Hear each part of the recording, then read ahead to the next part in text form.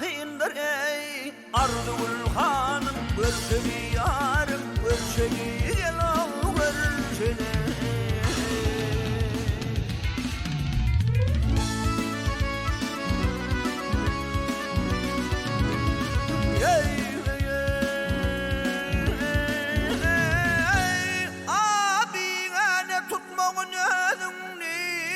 Eşitkin zarin sözüm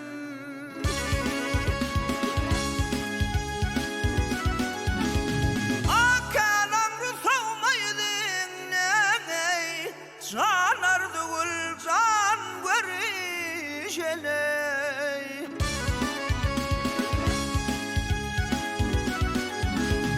Ey men aşığım gözü yaşlı sinam dağlı bağrımda aşley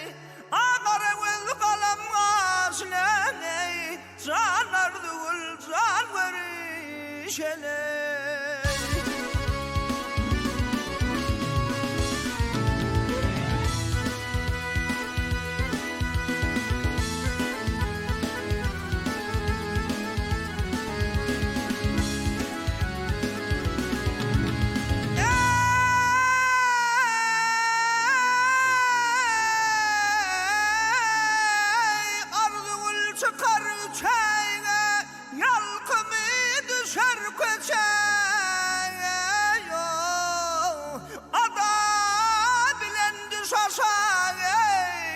Canardı gül can görüşeley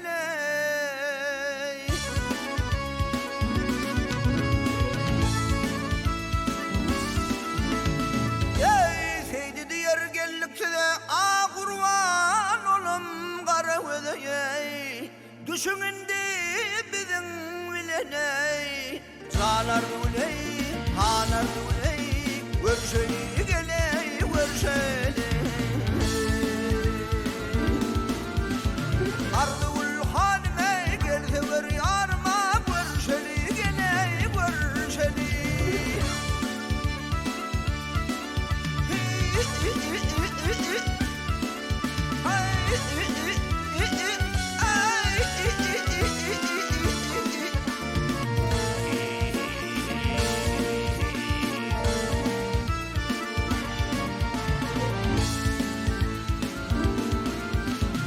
Canardı gül, hanardı gül, kıydardı gül